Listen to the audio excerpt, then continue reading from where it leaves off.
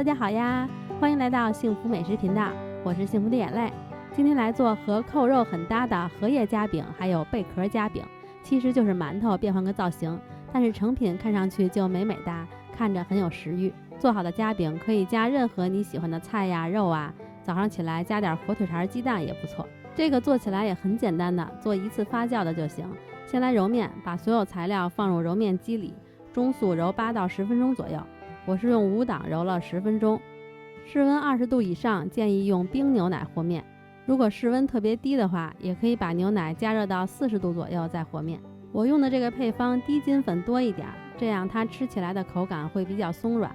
没有的话可以全用中筋粉。这样馒头的面团，我现在揉面比较喜欢用牛奶，用牛奶面团会更白，而且牛奶里也含有油脂，对面团来说也比较滋润，还可以补充蛋白质和钙。给它揉成一个很光滑的面团就可以了，然后不用发酵也不用松弛，先给它平均分成12份，用秤分，做出来的大小会比较均匀。你也可以给它搓成长条，切成12份。分隔好以后，就把每一份小面团都滚圆。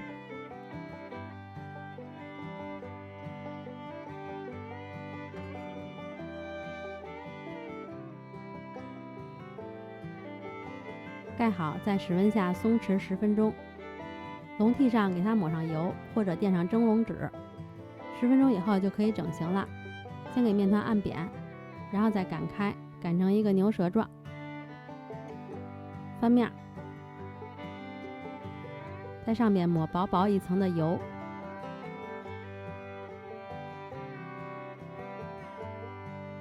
对折，轻轻压扁。然后用一个干净的从来没有用过的梳子在上面压出印记。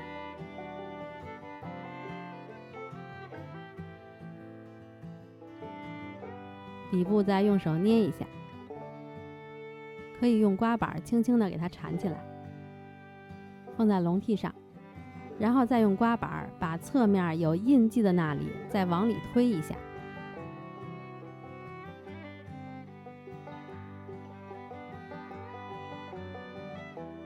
这样它就更好看了。把其他几个面团也按照刚刚相同的方法整好形，表面盖好，在26度左右的环境里发酵20到25分钟左右。再来整一个贝壳的造型，前边的步骤都一样，擀成牛舌状，刷油对折，然后用刮板在这个面团上给它压出一个一个的印记。在底部中间先捏一下，然后把两边再往中间捏，这样就好了。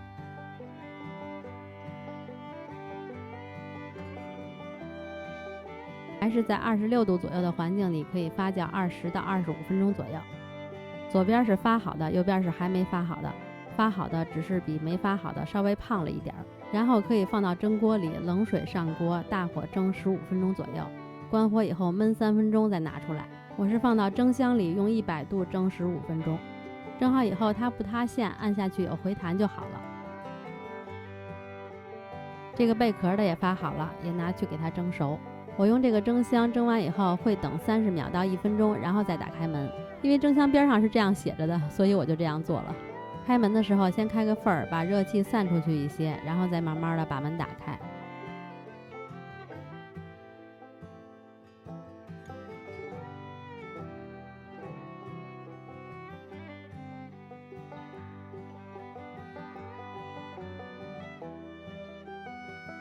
除了做白色的，还可以做彩色的夹饼，只需要把少量的低筋粉换成等量的果蔬粉就可以了。液体方面可能会稍微做一点调整，根据面团的状态来。揉好面以后，其他步骤就都一样了。整这个紫色面团的时候，我又有了一些新的想法，就是我觉得我那个白色的夹饼蒸好以后，感觉那个压的印记不是很清晰，然后我就在梳子上边薄薄的也刷了一层油。压这个印记的时候，尽量给它压得深一点，最好是连下边那层面团也能压出印儿来。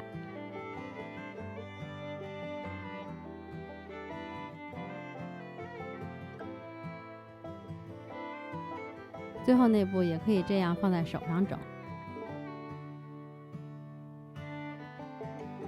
然后也是给它发好蒸熟就行了。看和白色的这个面团比起来，紫色的面团印记就会清晰很多。看这个蒸好的，印记就比较清晰了。看它按下去可以马上回弹，软软的。然后把中间给它撕开，就可以加各种你喜欢吃的菜了。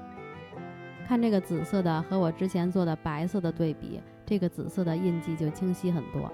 这个夹饼你也可以周末的时候多做点，然后冷冻起来，吃之前喷点水，再放到蒸锅里，再蒸10分钟左右，给它完全蒸热了就行了。